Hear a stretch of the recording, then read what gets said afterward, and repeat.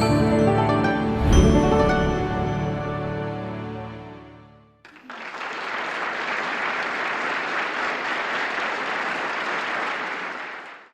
wanted to give the students a chance to get to know you better. I'm wondering if you can give them a sketch of your personal history, especially in terms of your own faith. Where do I start? So I'm a Christian, and I grew up going to church, not every Sunday, but regularly enough so that I kind of knew what church was. I mean, basically, I went because my mother made me. Got involved in stuff in church because my mother made me, and if I wasn't paying attention, she would gracefully pinch my legs to wake both my sister and I to wake us up or to get us to act like in church. But a lot of the things that I did when I was growing up as a child in church was, again, just because other people said this is what you're supposed to do. It was just kind of what I did. It was what we did as a family. And it wasn't really until, and I was baptized as a child, but it wasn't until I was in college and undergrad. I grew up on the East Coast. I went to the University of Maryland, College Park for undergrad. And it wasn't until undergrad that I really came to know God for myself and I came to develop a personal relationship with God. And, I hear a lot of people say that they know the exact day and time that they became a Christian, that they accepted God into their life. I don't know how people are able to do that. I'm not able to recall it to that degree of specificity, but I do know that it happened when I was an undergrad during my experience in the Maryland Gospel Choir. I love to sing, and I grew up singing in choirs. So naturally, when I went to the University of Maryland, when I thought about what kinds of things do I want to get involved in extracurricularly, joining the gospel choir was a natural inclination for me. So what I remember is every Thursday night from 7 to 10 p.m. in Taws Hall, over 50 young black, white, brown men and women would gather into this choir room. And at first it was just kind of going to sing, and again, I'm thinking, I'm saying I'm a Christian, we're singing gospel music and that sort of thing. But it became so much more than that. One of the things that our choir director, Valeria Foster, did was at the end of every rehearsal, we would have time for testimony, fellowship, and prayer together.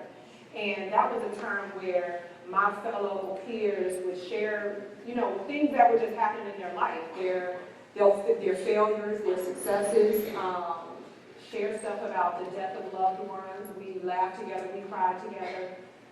And I think that was really the first time that I truly experienced fellowship in the body of Christ in a very meaningful way. And it really moved me. I mean, I think it was definitely during that period where I came to have a deeper understanding of who God was, who Jesus was, what it means to really love someone, right? Like, I think that was the first time that I really experienced true, just like love for another human being. It didn't have to do with, that guy over there is kind of cute, and I'm feeling all whatever kind of inside, or the love that somebody might have for a mother or a father or a sibling or family member. Just kind of a very deep, passionate love for another human being, care for kind of what they're going through. And obviously later in life, I came to understand kind of what that meant even more. But that was a wonderful period of time. That kind of transformed me, I think, as a Christian. And so when I was about to graduate, the church I was attending at the time, I decided to get rebaptized to make a public expression of my personal relationship with God. And I've been in lots of choirs since then, and I've never had an experience like I had at the University of Maryland. But that was really, I would say, kind of the start of my true journey in Christ. And then I moved to the Bay Area for a postdoc. I've been out there for Bay Area, California. I've been out there for about 12 years now. And I joined a church called Living Word Community Church. I was used to going to like basically big black churches, big black Baptist churches with a lot of shouting and screaming, and that's what church was for me, very lively. So I went to one of those big black churches when I first went to the Bay Area, but I wasn't getting what I needed. Like, I wasn't being fulfilled. And I met someone, and I ended up getting invited to this other church, Living Word Ministries, which was a small family-owned church, and that was when I learned how how to study the Bible. That was when I learned more about the practical application of the Word of God. Like, it's not just words written in a book, but they're actually things that mean something for how I live my day-to-day life. And that was an amazing experience, just to kind of learn how to study, to learn how to commune with God on a different level. So, and that brought me to where I am now. Still lots to learn, though. Is anyone in here interested in hearing her sing?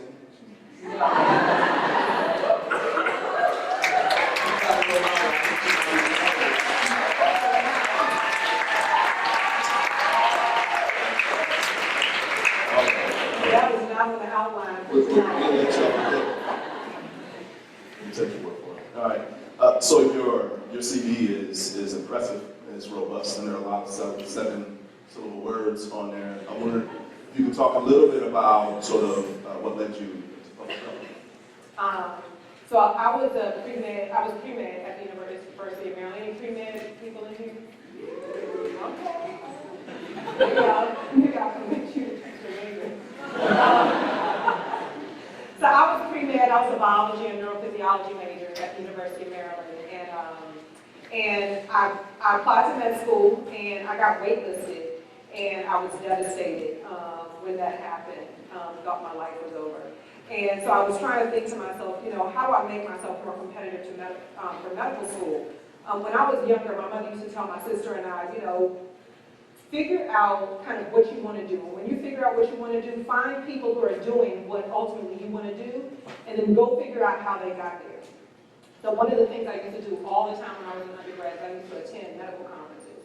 And I would go to these medical conferences and look at the agenda, and time after time I would see these speakers, these MDs, and on the agenda it would list their name, and then it would list MD and PH. And I'm like, I know what an MD is, but what is an MPH? And so at one of those conferences, I actually got the nerve to go up to one of the speakers and ask them what an MPH was. And they told me a master's in public health. I didn't have enough nerve to say, what is public health? I was like, okay, master's in public health.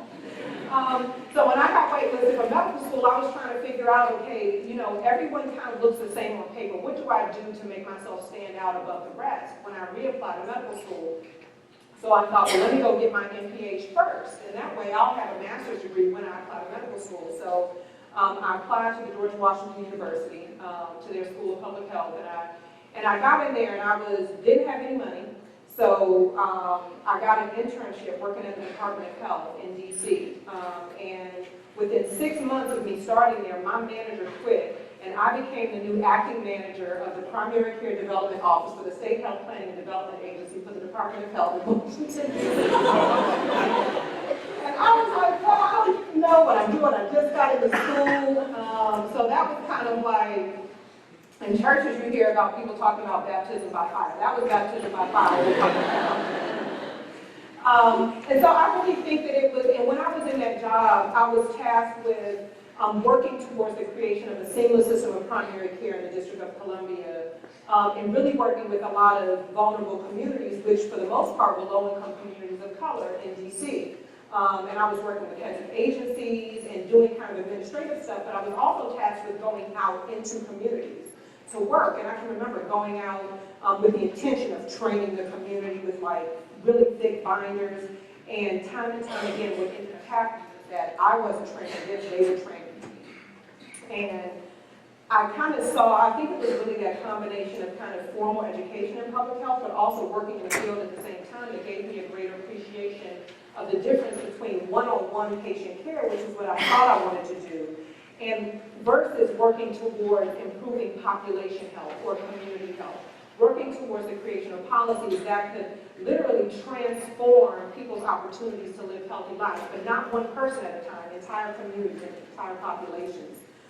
So at that point, I knew that I was really interested in community health, population health, and no longer was interested in medicine. So that kind of started my journey into the field of public health. Okay, what about the PhD?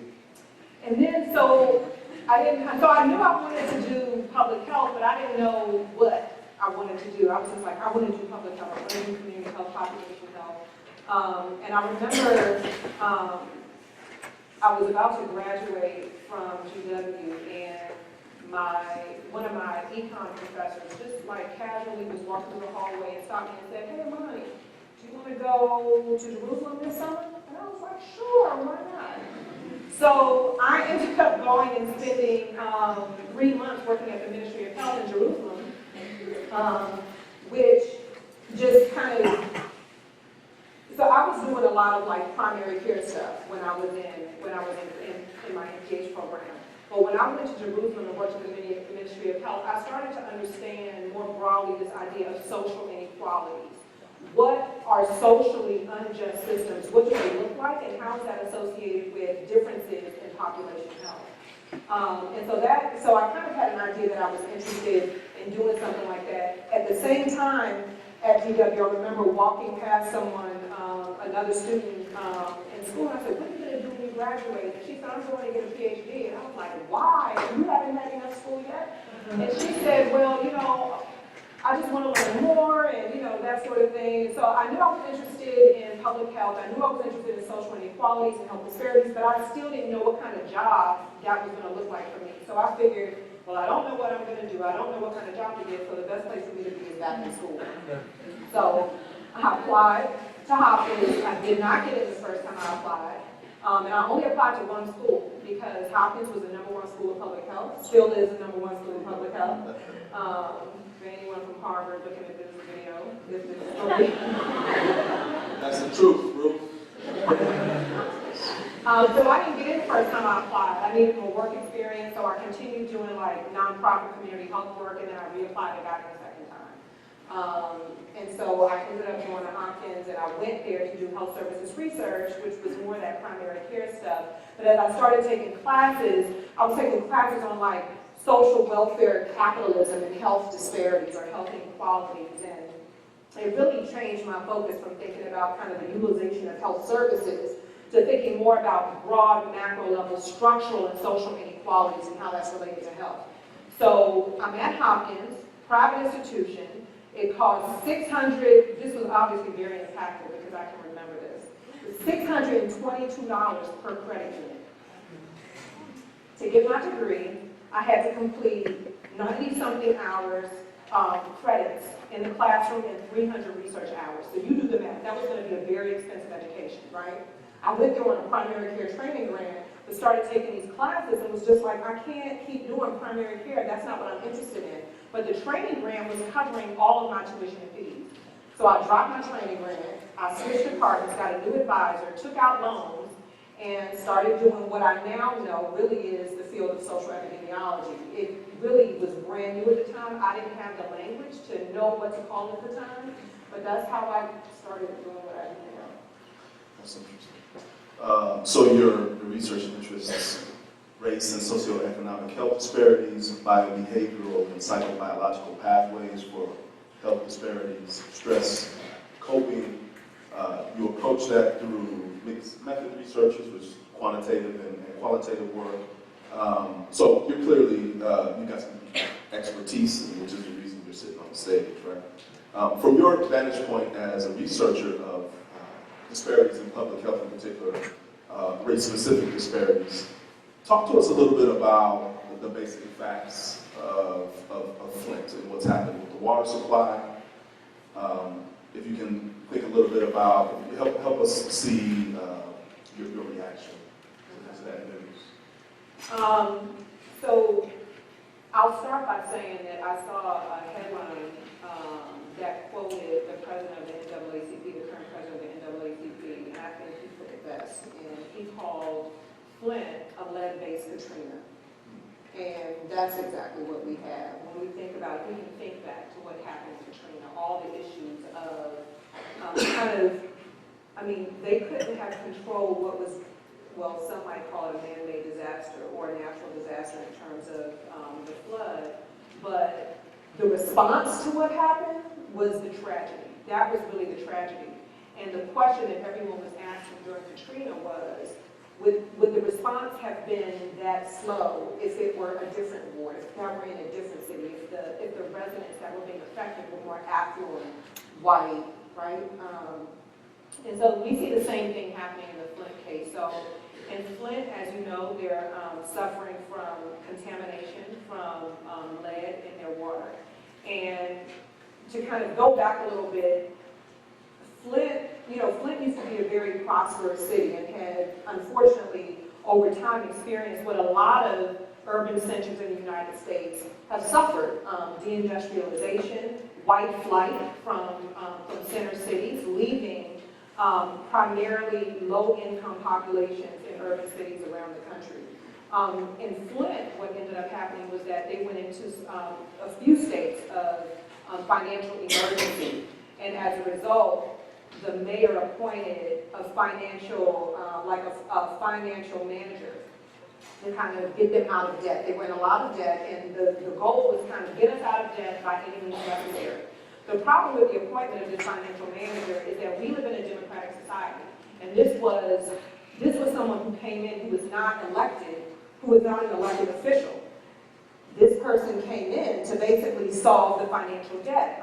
So may not have necessarily had the residents' best interests at heart.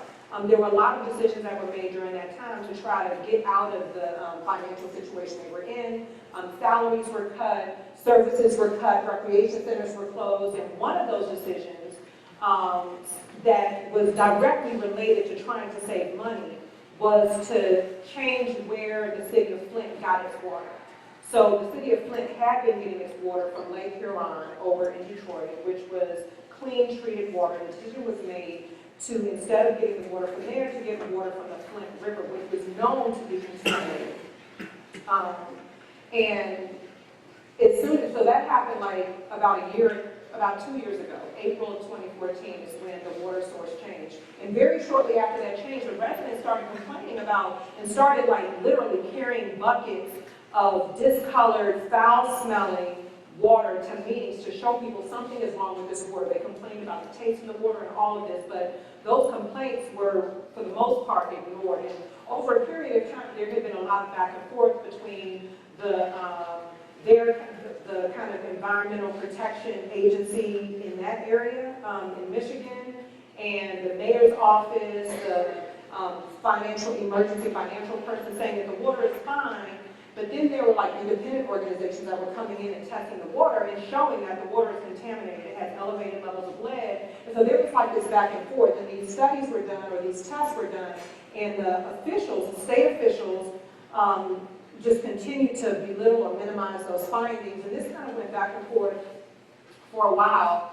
And ultimately, obviously, we know now that they admitted that the water was in fact contaminated. There were 2 formal studies conducted, I think it was September of 2015, that showed unequivocally that the water was contaminated and was directly correlated quantitatively to the spike in children's admissions into the hospital, lead poisoning in children.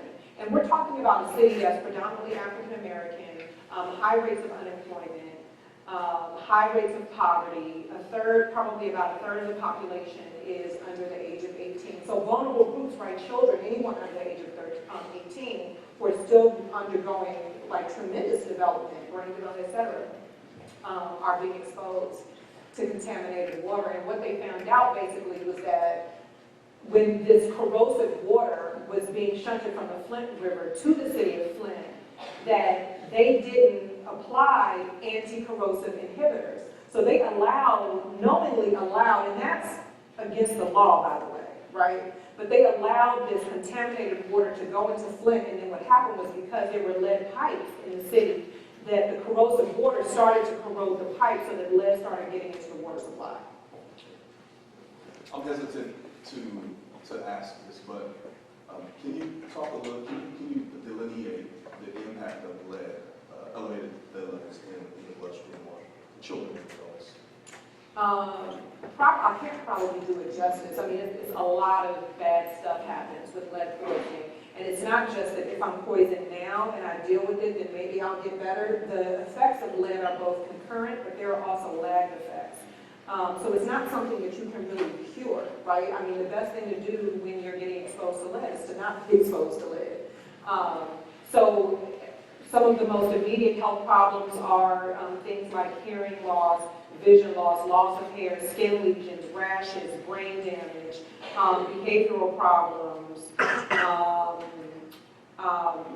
Lead poisoning has been associated with poor academic achievement, lower IQ, all kinds of tremendous difficulties, right? Which once they start in childhood and development, it's kind of like a snowball effect.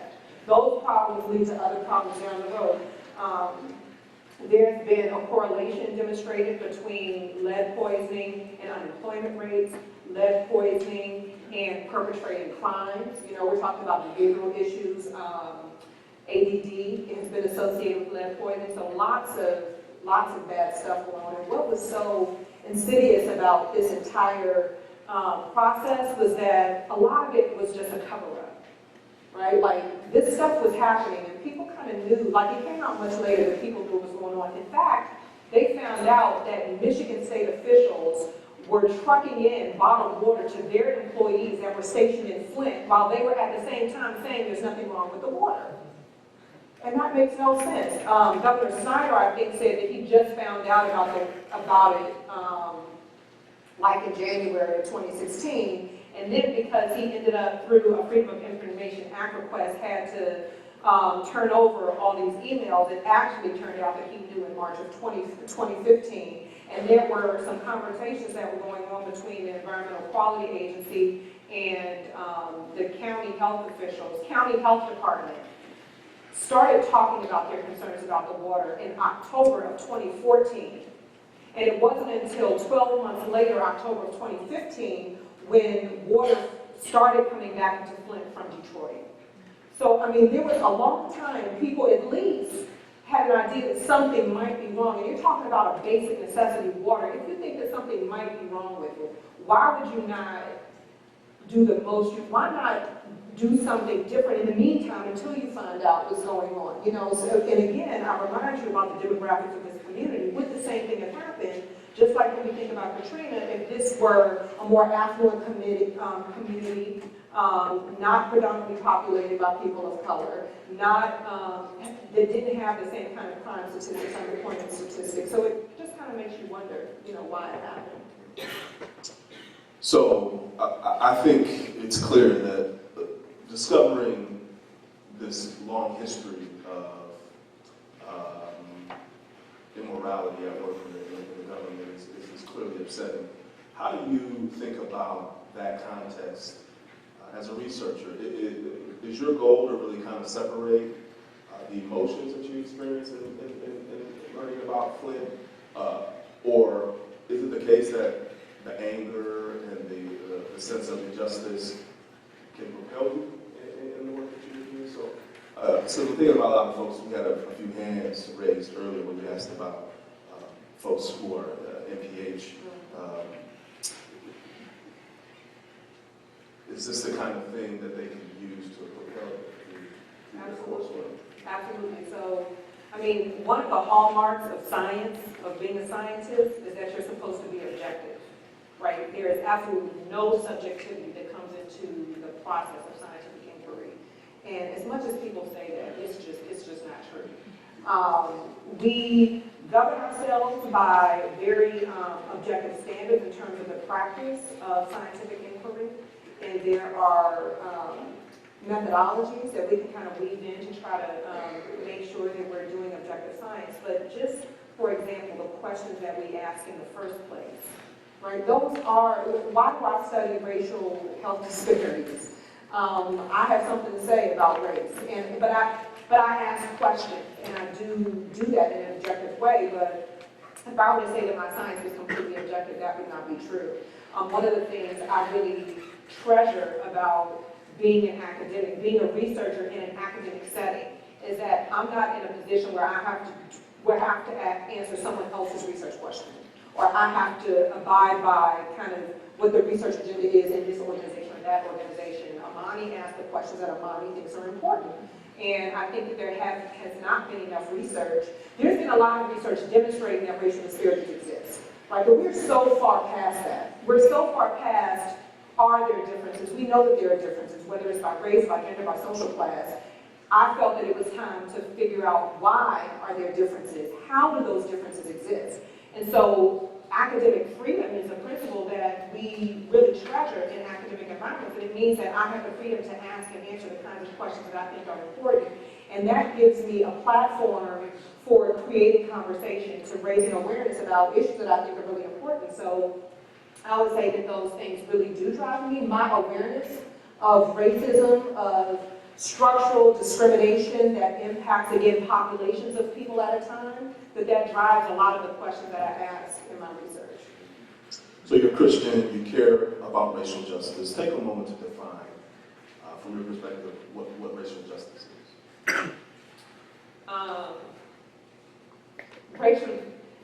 Let me define what racial injustice is, because I think that racial justice is where we definitely want to get to.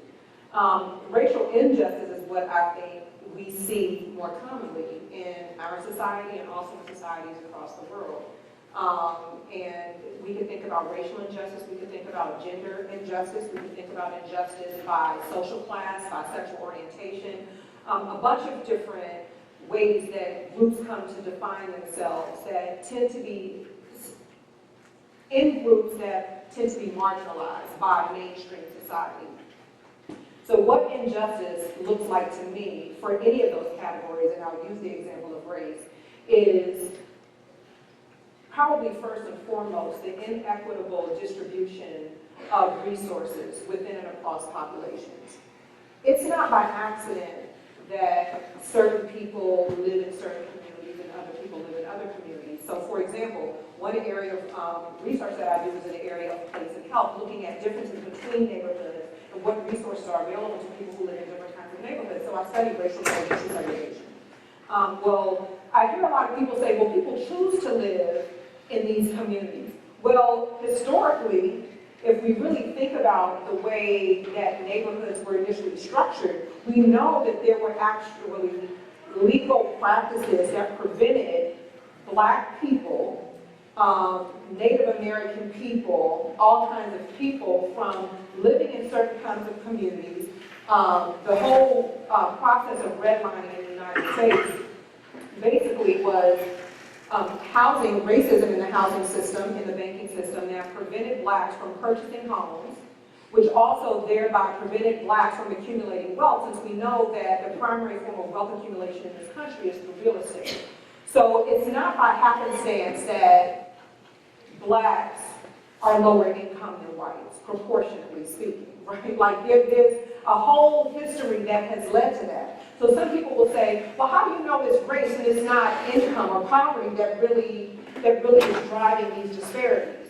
Well, and I want to give credit where credit is due. One of my mentors recently gave a talk at UC Berkeley, and she really said it best. She said, and this is Dr. Kamara Jones, she said the only reason why we have racial inequality, the only reason why we see disparities by income in education is because of racism to begin with. I'll give you another example. So we could talk about kind of the history of what led to patterns of racial segregation in the United States, right? And we know that there are all kinds of poor social conditions prevalent in low-income communities of color, low-income segregated communities of color. One of those is poor quality schools. Well, we have policies in this country which dictate that schools are funded by property taxes, which makes no sense if we really acknowledge that certain communities have certain poverty levels because of a history of residential segregation. That's an example of unjust policy. So when I think about injustice, I think about, so justice is different from equality, right? It's not just saying there's a difference. It's saying that there's an unfair difference. It's saying that there's a difference that is resulting from no fault, for example, of the people who may happen to live in those communities.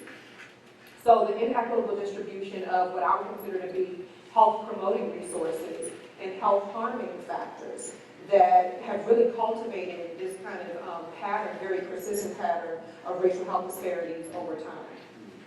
You talked earlier about your church experience and your mother pinching. Was it the leg or the ear? It was the leg. Okay, all right. But the idea was to get you to act right. And so I wanted to ask a question in that regard. So if you were in a position to pinch the ear, as it were, pinch the leg, as it were, of the folks in power in Michigan and Flint, what would acting right look like for them? Besides the obvious of fixing the water, from your experience and expertise, what needs to happen? Now or back then? Now. That's a good question. Because on the one hand, the damage is already done, right? Like they can't go back and take the poison out of these kids' bodies. The health ramifications are going to happen to some degree. I think one of the things that people can do now, because I think that my understanding is that, for example, Snyder, as well as many of the other government officials, I mean, they're kind of playing the blame game. No one's really taking ownership of what happened. We were wrong, right? Like one of the questions that I would want to ask them would be, what if your mother lived in Flint? Would you have given her bottled water? Or would you have let her drink the water from Flint? Right? What if you lived there? What if your siblings lived there? What if your loved ones lived there? Right? Acknowledge the injustice that happened and correct that injustice. And correcting that injustice means that we can no longer just be okay with equality types of interventions. Equality types of interventions say give everybody the same thing. But everybody's not starting out in the same place, right? There's a difference. There's not a level playing ground. So equality types of interventions don't do anything but perpetuate inequalities. We don't like in this country to talk about equity-focused interventions, which means that you have to identify the need and shunt resources to where the need is. But that might mean that somebody who's not in need needs to pay, like who's going to pay for that? Who's going to pay for those people? So when I think about injustice and when I think about kind of if I had to pinch the ear of some of those officials, you know, when I think about injustice and racism, environmental classism, which is what we see in this situation, I would want to talk to them about recognizing need and being part of a system that did not act in the face of need, right? So inaction in the face of need is a form of injustice, and that's exactly what happened in Flint. There was inaction in the face of need. So often when we think about racism, for example, we think about overt acts, committing certain acts. But there are acts of commission and there are acts of omission. When we don't act, when we know people need certain things, and that, oh, by the way, they're not just behaving badly, right? Like they need a basic necessity like water, and it was, by the way, our fault that they have this contaminated water in the first place. So I think acknowledging the initial injustice and correcting that by acting in ways that are necessary to create this problem. Have you come across Christians who have failed to acknowledge that injustice and or have not acknowledged the role of race and racism? Absolutely. I won't say personally, but I think that we see examples of, I mean, so we're in a political era right now, all these debates going on, and we can kind of talk about the kind of conservative Christian evangelical kind of group, and then kind of maybe the more liberal Christians. But when we think about, you know, I certainly have heard people who profess to be Christian talk about communities as undeserving. I've heard when the Freddie Gray case was going on, so part of the Black Lives Matter movement with all of this, basically police brutality against unarmed black men. I can remember hearing people talk about, well, why did he run? Why did Freddie Gray run? Why did, you know, and Christians and non-Christians alike, why did Freddie Gray run? Why did Officer Grant buck back at the police when he was taken off the train on New Year's Eve, that fateful night when he was shot in the back by a police officer? Well, he shouldn't have ran. He shouldn't have argued with them. Well, he should have never been taken off the train in the first place. He never should. So what I feel like I hear often is kind of blaming the victim, blaming the people that we feel are undeserving right? And I do feel like I see that from Christians, like I said, and non-Christians alike. So how do you address that? I mean, is it simply to make the argument that the police are wrong in that particular case? Or is there something more? I see a lot of people having sort of fundamental support for police officers, for soldiers, for these kinds of people that we ask in society to engage in violence. Right? And so how do you, your argument is that, right, you see the same kinds of responses from Christians and non-Christians. How do you move folks to the place where they can see the injustice? So I think that there is a lot of intentional racism in this country, but I also think that there's a lot of unintentional racism in that country. And unintentional, I don't mean that to say that they get a pass, right? Ignorance is not an excuse for harming another individual. But I think that there are lots of people who might unconsciously adopt racist or prejudicial beliefs about others, and as a result, act on those beliefs and thereby discriminate against others without even realizing that they're doing it. So one of the things that I'm starting to work on is this idea of implicit racial bias, unconscious racial bias. And they actually have a test. In fact, you should actually take it. You can go online. I think it's through Harvard or something, but if you just Google implicit association test, and basically it's a time test. So most of the research on racism, right, we'll use surveys to ask people, have you ever experienced, or if you're working with the quote-unquote perpetrators, you'll say, have you ever treated someone, or do you have bias against this group? I mean, people probably aren't most of the time going to say, yes, I have bias against this group, yes, I'm racist, or yes, I have bias against blacks or Native Americans or Latinos or whatever. Well, so there's a lot of what we call in epidemiology, psychology, sociology, and other disciplines, social desirability bias, meaning that I'm more likely to give a socially desirable answer even if that answer is not my true belief system. So there are these implicit tests that you can administer that it doesn't really matter what a person says because they're kind of like timed. So this one that I'm talking about is a timed word association test that'll tell you if you have a pro or an anti-bias against that group. If you go online, they have it for race, they have it for gender, for sexual orientation, for weight, and you might actually be surprised where you would fall in that line. For example, studies have been done that show that almost 50% of blacks have an anti-black bias, have a subconscious bias against blacks themselves.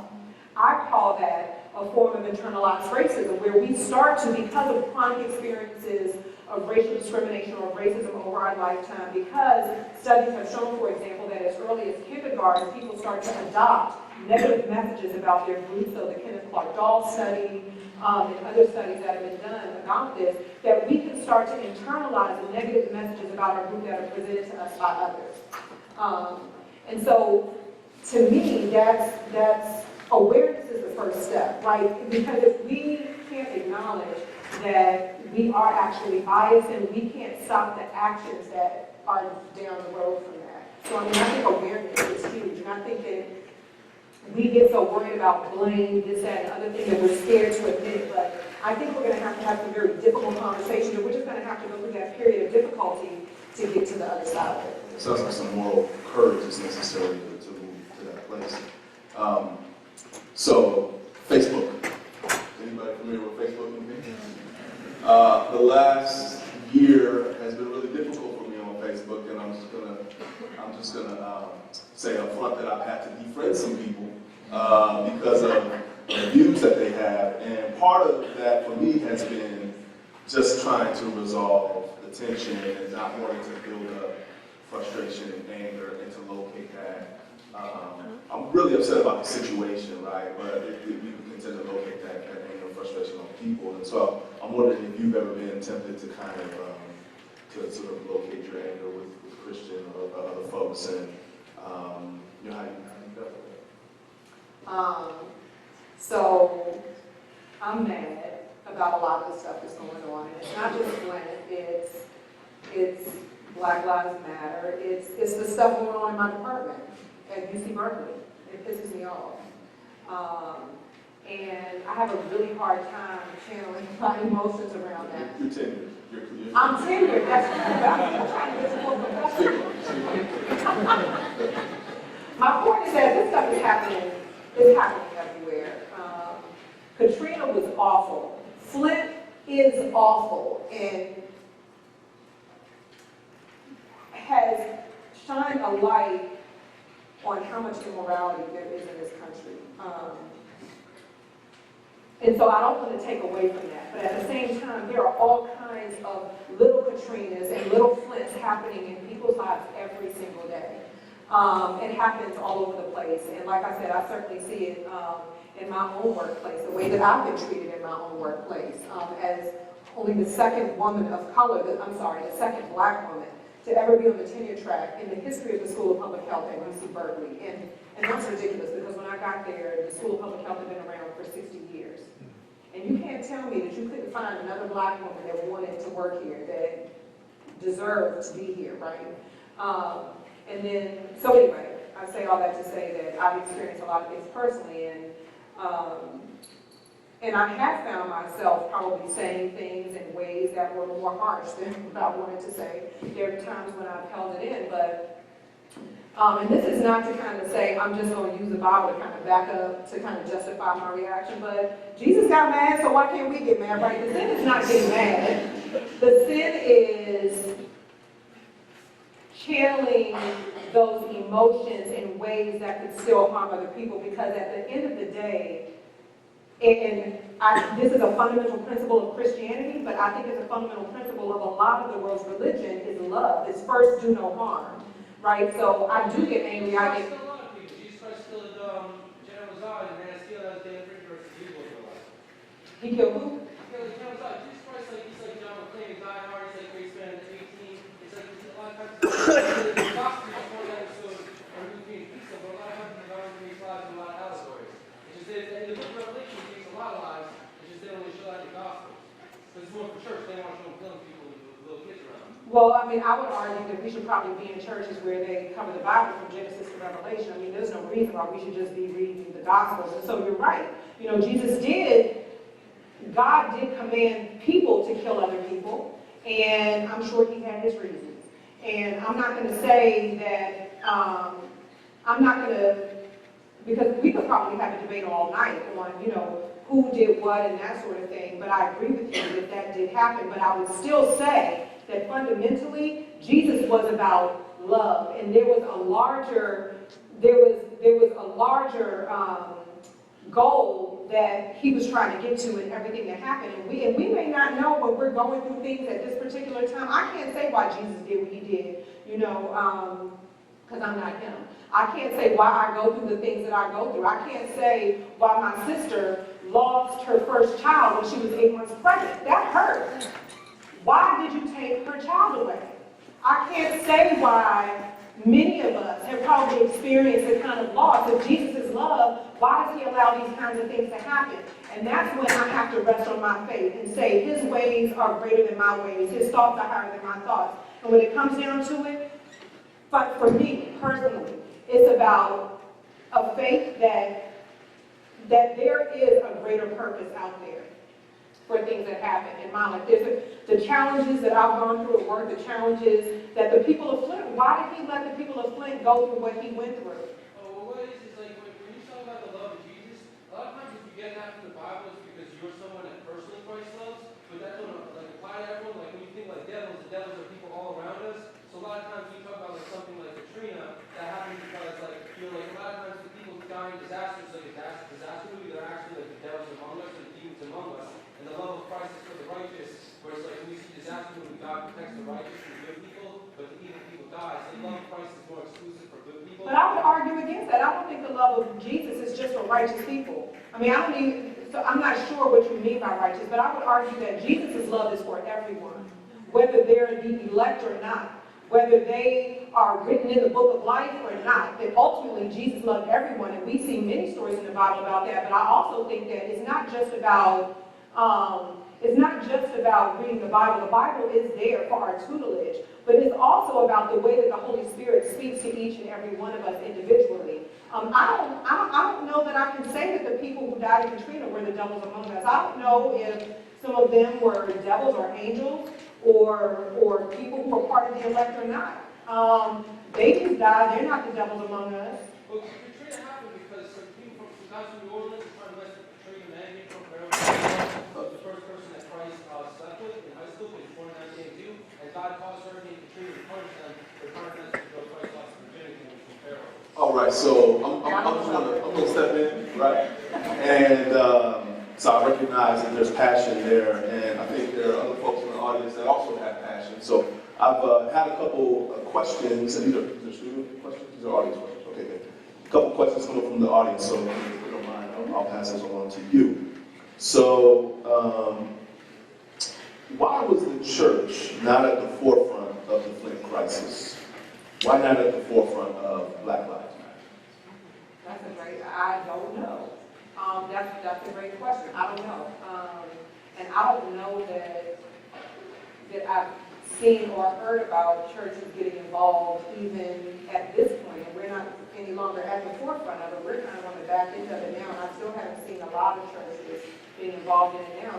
So I don't know why that happened. And I think that what that question makes me think about is this principle of outreach and supporting kind of communities, not just within the walls of the church, but outside the walls of the church. And I do think sometimes in organized religion that we can be focused on kind of what's happening for us, like a group of parishioners. And we need to remember that, you know, the community is about everybody, regardless of kind of where you are, whether you're in church or out of church, you know, that sort of thing. And the church does have a fundamental mission to support the communities around them. So that's a great question. And I would say that I think that, I'm just thinking about the Bay Area, like I can think of churches, specific churches, that are well known for a lot of the work that they do in the community. And it doesn't matter if you're a Christian or non-Christian, it's supporting the community, right? Which gets back to the issue of loving everyone, regardless of what their faith is. But there are some churches that are well known for that, and there are others that are not. They're really focused more on the congregation. So that's a good question, I don't know. And I think that, just to make one more comment about that, that when we see things like that happening, you know, maybe it's our responsibility, maybe it's my responsibility to go to my pastor and say, have you sent a letter in? Have you communicated with anybody? Have you tried to take action about this, that, or the other thing? Like if there's not, like it's not just on our pastors, like we're part of the body of Christ, right? We're part of that church. So I see it as just as much my responsibility as it is someone else's, but I think that's a good point. Another question. In culture today, many people ask for equal access to resources and opportunities, but is it necessarily fair to ask for equality? Is equality and equal distribution of resources a biblical principle? I guess my response to that is, I don't know if I would say is the equal distribution of resources a biblical principle. I think what I would say is a biblical principle is being aware of the needy among us and doing whatever we can to support those groups. And when we support those groups, that's an example of an equity-focused intervention. That doesn't say give everybody the same thing. It says give this group of people certain things because they're in need. You know, the Bible teaches us to feed our brother, to clothe our brother, if they're in need. When your brother knocks at your door and asks for bread, to give them bread. So I think the fundamental principle, at least that I see in the Bible, is to recognize need. And if you have the ability to help someone in need, to do that. So you talked about connectedness, speaking with your brother, sister, neighbor, that notion. Is our ability to see past our own experience and connect with people who don't share our experience, is that part of the fundamental problem that holds us back from dealing with injustice? I think absolutely. And I think that because there are marginalized communities, and I'll just focus on the U.S. for now, in this country, that a result of that has been to develop organizations, support systems for those kinds of communities, which I think is really needed and really important. At the same time, I think it can create, so there's a term in public health called social capital. And it's all about kind of cohesion amongst communities, being integrated in communities, talks about social networks and things like that. And there are two related terms, social bonding capital and bridging capital. Bonding is when we create bonds, tight bonds within our communities. And bridging is when we create bonds with out-groups or with other communities, right? And the whole idea is that we need both types of social capital. And so, you know, I think when we think about community and when we think about like supporting traditionally marginalized groups, while that's supportive, at the same time, it can create kind of an us versus them mentality. And so I think it's important to kind of recognize where supports are needed, but at the same time, we don't want it to be us versus them. I don't want Black Lives Matter to be like, oh, that's just for Black folks, so that's really not my issue. I don't need to deal with it. When I see my Latino sisters or brothers, or Native American or Asian, whatever it is, whatever we're white, you know, in need, then I don't want to think, well, that's their issue, it's not my issue, so I don't have a responsibility of helping, because I don't think that's the case. I think that we're all part of one big society, and our job is to support each other, right? Like in the Bible, it talks about how the foot can't do what the foot needs to do if the eye isn't working. So, you know, this life is about more than, for me, this life is about more than Amani. It's about, you know, I don't want to live and die and not have fulfilled my purpose in this life. And I have to believe there's a greater purpose than me just living and dying and like teaching at Berkeley, right? Like there has to be something more to it than that. And so I think that it's important for us to think about communities, not just our communities, how our community, how we self-identify, but how we can support one another. Because the plight of injustice is a plight that transcends all communities, right? Like it's not just one group of people experiencing something. We all, in some way or another, probably can identify, have some kind of identity where we can identify some kind of historical or contemporary injustice. How does the cross of Jesus help injustice? How does the cross of Jesus help injustice? That's a good question. The cross is a symbol of conflict warfare. Sir? Let the expert talk. I'm Jesus Christ, I am the expert. The cross is a symbol of sacrificial warfare, whereas you are crucified unrighteously. It causes a karmic backlash where you are resurrected and destroyed for everything. So when I think about the cross, and so what I'm going to say now, because I don't want to, this is about us connecting, it's about us having conversation. So I appreciate your perspective. We're all entitled to have our own perspectives, but I'm just going to ask that we respect that we all have opinions and that there's a certain process. If there's a question or a comment, it should be filtered through the proper channels. Text your questions or comments to this number so that we can have an experience together that's not disruptive. I'm going to ask that we not have a disruptive experience right now. Is that okay? Yeah, that's all right. Thank you. Can I just one question? Well, if you have a question, because there are other people already in the queue, then you should text your question up here, or there are actually index cards down here, and I'm sure someone will give you an index card. Why do they not teach the difference between the father and the baby daddy? Like with Kim Kardashian, where her father's Robert Kardashian, the baby daddy's So to me, the cross is about the display of sacrifice for people who don't deserve it. So when I think about that question about is the cross about injustice, you know, so on the one hand, I would say God is about justice, but at the same time, when I think about the fact that Jesus died on the cross, and by virtue of doing that, I'm forgiven from my sins, that's actually injustice, right? I don't deserve that. That's unjust. His love allowed me to be saved, allowed me to have continued forgiveness for the rest of the days of my life when I don't deserve it. So that's a really complex question. I'm just kind of talking out loud and brainstorming right now because I don't know if I have a good answer to it. But I would say that we see principles of justice exemplified by the life of Jesus, and the fact that he gave his life up, I think, is an example of that principle of justice. But at the same time, this idea of undeserved favor is also a principle. So we can probably talk about it on both sides of justice and injustice. I mean, it seems to me that the idea of being forgiven for the struggles, the errors that we made, right? When we break laws, right? I mean, we have laws in society, and when those laws are broken, there's a price, there's a penalty, as it were, and to not punish someone would be unjust. So it is precisely the fact that Jesus went to the cross that allowed, that sort of resolves that it makes it possible, right, for that forgiveness. So that's important.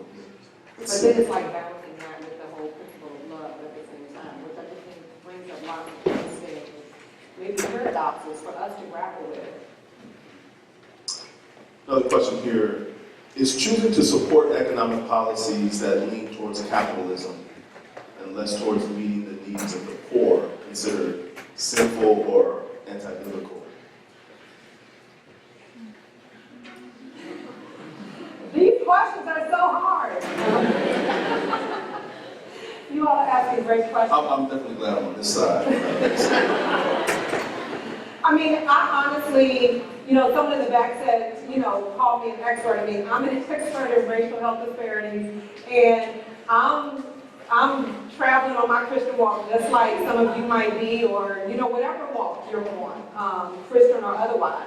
So I don't know that I'm any more expert to answer these questions than any of you might do, but I would say for me, I think I wouldn't say that capitalism in and of itself is or is not biblical. I think what we have done, what man has done to capitalism is what's problematic. Because we have capitalism, I think, has created a society where we are very egocentric. So I've never really thought about like how my faith connects with the work that I do, but I keep bringing up like public health and stuff.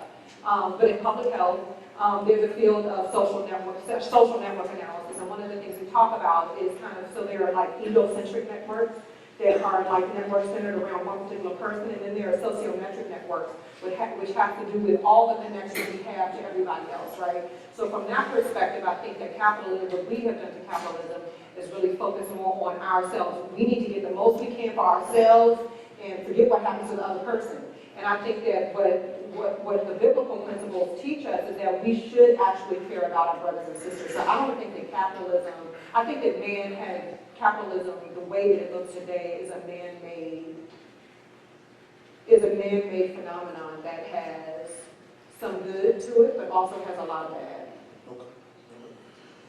Okay. Do you think that when hiring someone for a job, specifically in your field of public health at Berkeley, do you think that race should be taken into account, or should all applicants be looked at from a colorblind perspective with intention to pick the best for the job solely on qualifications? So my answer to that is that because hiring will not be colorblind, because it won't be, then I think the best candidate should be chosen. But I think that history has shown us that is oftentimes not the case. That there are preconceived notions that people have, whether they're conscious or unconscious, that result in having hiring pools where there will be like the top 3 to 5 candidates will not include a woman or will not include a person of color because perhaps of that subconscious bias. So, we talk about, we have Prop 209 where we're not supposed to take race into consideration in admissions, but the truth of the matter is that race has been taken into consideration for a long period of time to keep people out of school, even if it was subconscious. So from that perspective, I would argue that in addition to merit, that we should be paying attention to race because that's an example of action in the face of need. There's a reason why our faculty body does not look like our student bodies. It's not because there are not well-qualified people out there. So I do think we have to make very explicit moves to diversify our faculty bodies, and I think that means that in some situations we do need to think about race, but that doesn't mean giving someone of a certain race a job because they're unqualified, right? I mean, we would be doing you, the student body, a disservice if we do that. All right. As someone who has grown up in a primarily affluent white community and sees the racial injustice and inequality, are there things that I can do on a micro personal level to move towards others that are helpful and not inadvertently harmful? So I know I keep talking about awareness, and it's probably because I think that's one of the biggest problems that we have in this country is either lack of awareness or lack of acknowledgement that these problems still exist. And I think that there's a lot of change that can be made from the bottom up, from grassroots level. Something as simple as talking to people about the situation, acknowledging it, talking about it, educating others, allowing yourself perhaps to even be educated. And so, one of the things that we're dealing with on Berkeley's campuses as a result of our campus climate surveys, which you all had too, one of the results of that is kind of these trains that we're starting to have around power and privilege, anti-racism, inclusive classroom practices. And part of that, what we're starting to incorporate is what we're calling bystander training. So this is something I think that all of us can do. So if we see something happen that is not right, if we hear a comment in a classroom that's not right, and that comment was directed towards, say, a particular student, is it that student's job who has now been ostracized, basically, and put on blast by the professor in an inappropriate way to speak up? Or should I, if I'm in the room, do I have a certain obligation? Am I going to be courageous enough to speak up and say, that wasn't right, that wasn't appropriate. What that did was X, Y, and Z, and we need to acknowledge that and have a conversation about that right here, right now. All of us can do that, whether we're in a position of being disadvantaged or not. So I think on a micro level, we all probably have more power than we actually realize. And I just say, call it what it is, name it, and educating others on the issues is the way to go. The CIA is behind the spread of AIDS in the African American community. Police brutality is an intentional form of psychological terrorism. I'm going to ask you another question. And Race is talking over this gentleman here. What do you think about the concept of reverse racism and white privilege? So I think those as two separate concepts. So the way that I think about reverse racism, and I'm not sure if this is how the person who asked the question thought about it, but reverse racism. So I hear reverse racism, and I've actually, so in my racism work, I've done a lot of qualitative work with women. I do a lot of work with women on kind of defining and measuring racism. And I've done focus group work with Black women and focus group work with white women. Well, I hear, and I've heard this idea, they didn't call it that, but what I've heard it come up in some of these white focus groups, and I've heard about it more broadly, is this idea of, basically, it was actually connected to the previous question that you asked, is that if I'm a white woman, I'm being discriminated against because I deserve the job and you gave it to the Black person just because they're Black. That's an example of reverse racism, or that's what at least people call, that's an example of what people talk about when they talk about reverse racism. And I guess a connection between reverse racism and privilege would be not acknowledging the position of privilege that you're in anyway, because if you were to really acknowledge the position of privilege, you probably would never lay claim to reverse racism. So a lot of people have been doing work on racism for a long time, but haven't been doing work on white privilege. And I'm starting to see more and more research done on white privilege. And one of the things I think is important about that is that issues of racism and things like what happened in Flint, that the outcry is not just coming from the stigmatized, from people of color, for example, but that there are majority members entering the debate and saying, I know I'm in a position of privilege. Hey, I don't know if we're in the digital age. I don't know if any of you saw, there was a post, or I don't know if I saw it on Facebook or somewhere, and it was like called, like, it was like this white guy in a truck, and I think it was called like, and I'm not saying this, well, I shouldn't use that term, I'm not going to say that, but it was basically him ranting about becoming finally aware of racism in this country. Anyway, you may not have seen it, but it was this white guy talking about how he grew up in the country and was never really exposed to lots of Black folks. And, you know what I'm talking about? And he realized after the fact that he was basically part of the system and he didn't really realize it. And he's just going on and on and on. But that was an example of him recognizing that he was in a position of privilege. And he used lots of expletives. And what I loved about, but that was real for him, right? Like he was so passionate about it. He had finally got to the point where he acknowledged he was in a position of privilege, basically saying like anybody who looks like me who doesn't acknowledge it, like that's a problem. I've got a note. I think we have time for 1 or 2 more questions, and then what we're going to do is invite folks to stay and ask more questions afterwards if they have them. So both Christians and non-Christians recognize injustices. What separates Christians from non-Christians in this sense?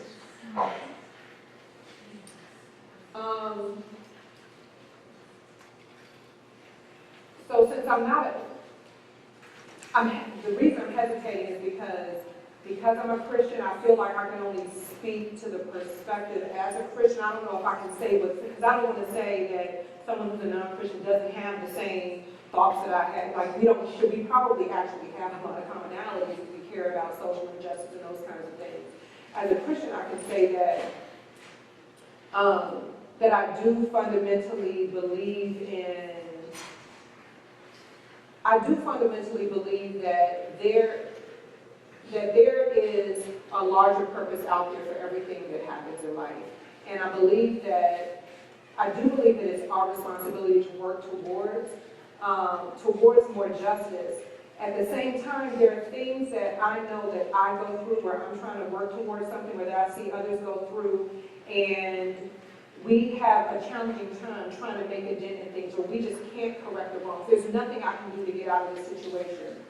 And I guess as a Christian, one of the things that I feel like I have to fall back on is knowing that ultimately God's purpose will come to fruition, that all things ultimately will work out for the good, and that as long as I continue to do what I feel like I'm called to do, then it will in some way have an effect, whether I end up seeing that effect with my own eyes or not. So I guess I would go back to my response earlier about kind of relying on my faith and just knowing that. So for example, we can fight towards dismantling racism, right? I don't know if I'll ever see that in my lifetime. But does that mean that I shouldn't work towards it? Like, I need to work towards it, but I may not see the immediate results of my efforts, but that doesn't mean that there's not a greater plan for it down the road, right? So I have to believe that ultimately the good is going to come from everything that's happening, and I can say that it's not just about me doing what I'm doing, but that there is a God working behind the scenes to improve conditions. All right, so let's close it out. We talked about quite a bit. What closing thoughts would you like to leave the students with after tonight's conversation? I guess I would leave you with acknowledging the power that you have, the voice that you have. We each have a voice. Thinking back to a lot of the activism around kind of solidarity with Black Lives Matter has been happening across the different UCs, and that activism started from students. It started from the student body, Black, brown, and white students, everyone. And so I would say to stand in your power, to acknowledge your power, and to not be afraid to speak up. I think the differences so the previous question was about, a Christian and a non-Christian. I think that, there might be some differences between us, but the differences, like, we're still all one community, right? Like, we should be able to get along and love each other. It's not about us versus them and that sort of thing. So while we have differences, we have a lot of commonalities at the same time. And so, to me, it's not the difference that's a problem, it's our silence about those differences that's a problem. The silence about those differences creates strife, it creates wars, it creates, things that are different are weird, they look different, and if someone's different from me, then that all of a sudden that means that they're worse than, or better than, or whatever it might be. So, I think dialogues like this are perfect so that we can come together with all of the differences that we have, and still love one another in spite of that, to be humble enough to educate and be educated, but to open our mouths and to start the conversation.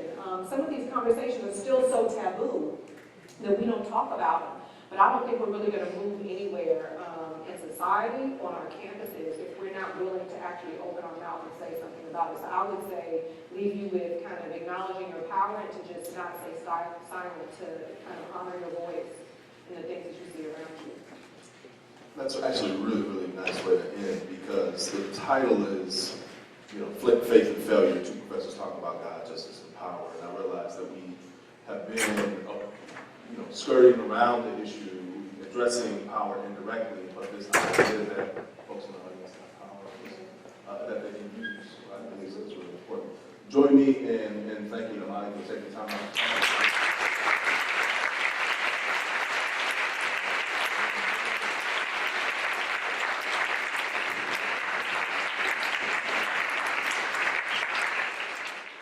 For more information about the Veritas Forum, including additional recordings and a calendar of upcoming events, please visit our website at veritas.org.